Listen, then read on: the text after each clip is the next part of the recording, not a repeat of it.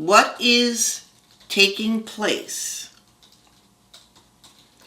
will surpass your wildest imagination. Even your wildest imagination is you're totally healthy, you're totally abundant, you're living on a farm with goats, or you're living on the top of a hill and you're skiing every day and everybody's nice and got white teeth and you got great food. It's way beyond that. But why are we going to try and talk about it? Because we're only going to be able to consider it from an imagination place that our brain can take us. Why don't we take the time now with this last quadrant to be with all of it? This is miserable and it's beautiful. The misery is judged by the brain and the challenge is allowed by the sentient being that you are. And that's why, and I've shared with you, when this would come flying out of my mouth, just go have fun, I'd be like, that is I'm not a cliche person. And what I recognize is, how can you fear something when you're having fun with it? Does this make sense? I was telling Chris, I love to watch, because I gotta have some fun too. I was gonna be a chiropractor, so I'm fascinated with that.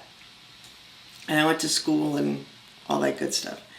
But there's this one chiropractor who's just lovely, and he does these massive cracks on people. Every single one of them will be like shocked, and then they'll burst out laughing. That laughing is surrendering. So all that energy that is shockingly adjusted immediately, and then there's this like stunned response, and then the body just takes over and says, laugh, release, surrender. That's why it's so imperative that we have fun. I mean, whenever Chris and I, let's hope 2 times is a charm, but when we go to the hospital, we actually, I had fun with the nurses and stuff like that. And it was, we would leave and they'd be like, we're happy you're fine, but we would prefer that you stay. I'm like, I'm getting the hell out of here. I said, I'll see you on the street somewhere. So let's start here, because I know, I believe, and I know that you are not hopefully taking my words as if, oh, you're sick or you're broke, so don't worry about it. Don't worry about it. Take action. But what's the frequency of the action you're going to take? Is it going to be coming solely from your personality? Which is what? Going to keep it repeating.